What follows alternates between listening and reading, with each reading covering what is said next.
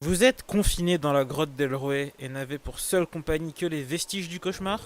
N'hésitez plus, rejoignez le Fat Black Sekai et obtenez un code de moins 15% sur la boutique wakabastyle.fr. Pour plus d'informations, rendez-vous sur j'ai juste voulu faire une blague de merde.com. Salut, c'est Fat Black et aujourd'hui, review des épisodes 18 et 19 de So I'm a Spider So What. Des épisodes qui étaient assez marrants et intéressants, surtout très intéressants et riches en informations. On a pu assister à l'arrivée de Wakaba dans le village de Sofia, qui a réussi encore une fois à sauver la vie de cette dernière en tuant à nouveau un sacré nombre d'elfes. Et ce qui est intéressant avec l'arrivée de Wakaba dans ce village, c'est qu'on a pu constater en fait d'un conflit assez majeur entre différentes parties prenantes en fait. Puisque dans le même temps où Wakaba arrivait dans ce village 15 ans dans le passé, on a pu voir en même temps l'arrivée des personnages réincarnés dans ce village et comprendre qu'il y avait concrètement trois grands pouvoirs en place. On a le culte de la déesse qui est potentiellement Ariel, je ne sais pas trop, parce qu'à un moment donné on évoque le fait que cette déesse avait une araignée pour la protéger.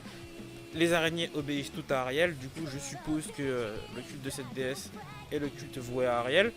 En seconde partie, il y a l'église de la parole de Dieu, qui est gouvernée par un prêtre, il me semble, du nom de Dustin. Et on a le parti des elfes, qui est dirigé par Potimas, le père de Oka.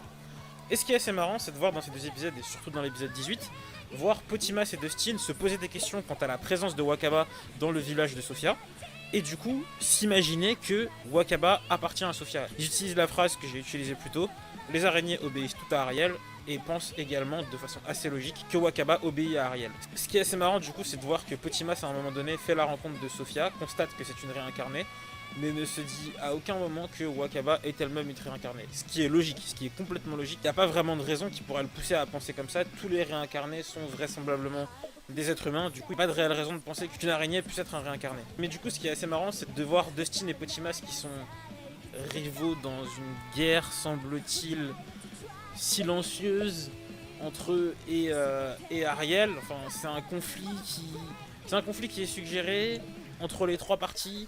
On comprend pas très bien ce qui se passe exactement pour l'instant. C'est plus des graines qui sont semées dans ces deux épisodes. On suppose en tout cas qu'il y a vraiment trois grands pouvoirs en place. Et c'est un point que j'attends de voir développer, qui était assez intéressant dans ces deux épisodes.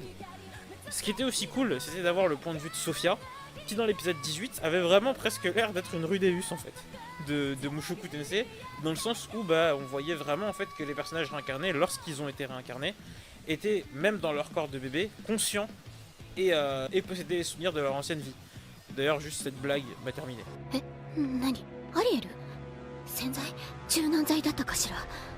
Et non, c'était un point assez intéressant du coup de voir que les personnages ont eu le temps de se construire durant ces années. Ce qui me paraît d'autant plus bizarre parce que quand on retrouve du coup les personnages réincarnés au cours de la série, j'ai pas l'impression qu'ils aient réellement évolué depuis le moment où ils sont morts, psychologiquement je veux dire. Dans le sens où quand ils sont morts, ils devaient avoir 17 ans, 16, 17 ans, un truc comme ça. Et là, dans leur monde, concrètement, mentalement, ils ont déjà plus de 30 piges. Quand ils parlent, quand on les voit, vraiment des attitudes de lycéens en fait. Après, ça vient du milieu dans lequel ils évoluent et tout, mais mentalement, j'ai jamais vraiment eu la sensation de voir des personnages réellement matures pour leur âge. Ils sont vraiment ultra insouciants, je trouve. Autre événement du coup de cet épisode 18 qui personnellement m'a fendu le cœur. Basgas, à mon plus grand regret, nous quitte pour rentrer chez lui. Mais son départ est encore une fois teinté de réalisme selon moi. C'est le personnage le plus logique pour moi jusqu'ici, dans le sens où le mec a rien à faire avec des personnages qui vont mener une guerre, etc. C'est juste un guide. Du coup, une fois qu'il a fini de les guider d'un point A à un point B, il se casse. Ce mec a eu un bon début, un bon milieu, une bonne fin. J'ai aimé ce personnage. Simple, mais cool. Franchement, Basgas, merci. C'était un petit mot pour Basgas parce que quelque part Basgas quoi, voilà. Ensuite, puisque je parlais de Potimas et de son lien avec les réincarnés précédemment, c'est déjà assez marrant de voir que le mec a échappé à la mort, on ne sait trop comment. J'espère que ce sera quelque chose qui sera expliqué. Parce que, désolé, mais moi les phrases du style on échappe à la mort de bien des manières, non. Ça c'est un non négatif. Cette phrase est débile, mais c'est un... Et du coup, ce qui est intéressant, c'était le fait de voir l'intérêt que lui et les elfes portaient au personnage réincarné. Chose qui est assez intéressante en fait à observer du point de vue de Oka. Sa volonté est presque réussite de retrouver tous les personnages réincarnés pour les emmener dans le village des elfes. Soulève n'empêche quelques questions. Pourquoi est-ce qu'elle fait ça? Au début, on pourrait se dire que c'est quelque chose de simplement entre guillemets charitable, dans le sens où elle voudrait réunir tous ses anciens élèves, vu qu'elle était leur prof quelque part. Mais on sent bien qu'il y a quelque chose de plus subtil que ça, dans le sens où on nous explique que des personnes ont été tuées pour ça, que des élèves sont plus ou moins ici contre leur gré, ont été kidnappés, plein de choses en fait qui vraiment soulèvent des questions. Mais du coup qui ont mené à quelque chose que j'attendais et que je disais dans les précédents épisodes, on a enfin pu voir d'autres personnages réincarnés et c'était intéressant. C'était intéressant en fait parce que leur introduction n'était mais vraiment pas telle que je l'imaginais. Je m'imaginais, je sais pas, qu'on allait les voir petit à petit, morceau par morceau, qu'on allait en voir quelques-uns comme ça, au fil de l'aventure. Mais non, là du coup on arrive et on nous en balance une dizaine d'un coup. J'ai rien compris.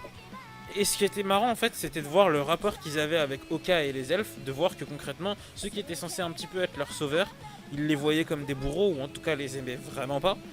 Et vraiment du coup, la question du rapport de Oka avec les personnages réincarnés et avec les elfes, son lien avec eux en fait, son lien dans l'histoire en fait, est vraiment assez intéressant. Qui est Oka au final? Est-ce que avant la réincarnation, elle savait des choses, ou est-ce qu'elle en a découvert après? Et pourquoi elle fait ce qu'elle fait en fait. Quelles sont ses motivations? Quel agissement elle a commis pour pouvoir récupérer des réincarnés? Parce que Sophia suggérait clairement qu'elle avait tué des gens pour ça. Donc ouais vraiment, c'est des questions sympas qui se posent vis-à-vis du personnage. Autre point du coup qui était assez fun, c'était la suite et fin du combat entre Wakaba et Moser. Victoire de Wakaba, Wakaba Supremacy, Wakaba The Best, tout ça. On est là.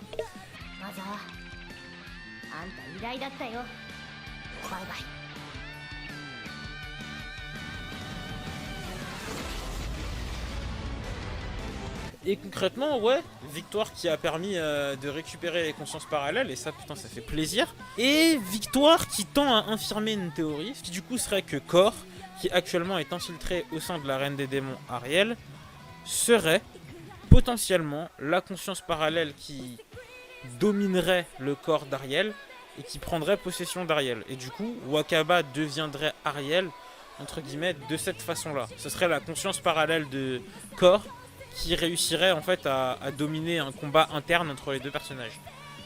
Ariel qui du coup nous fait même une petite démonstration de force en fin d'épisode en éclatant un monstre antique ou quelque chose comme ça. De façon très élégante, dirons-nous. Oui, c'était élégant. Et du coup, concernant le rapport en fait entre Wakaba et Ariel, je pense du coup que Wakaba va évoluer en White. Et concernant Ariel, du coup, je me pose la question en vrai de qui de Kor ou elle va réellement réussir à dominer le combat.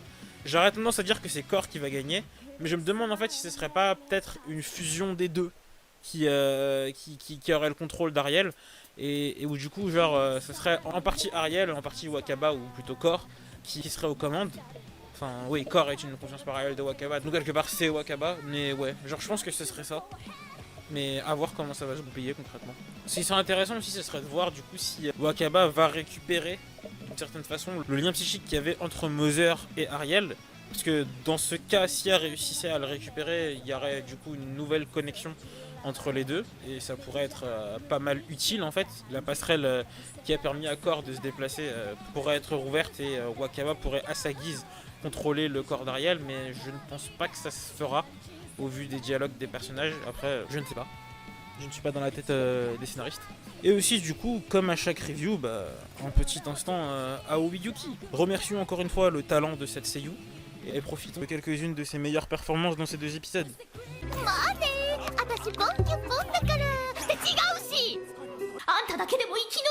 その気合受け取ったイグザクトリーさあ反撃開始だ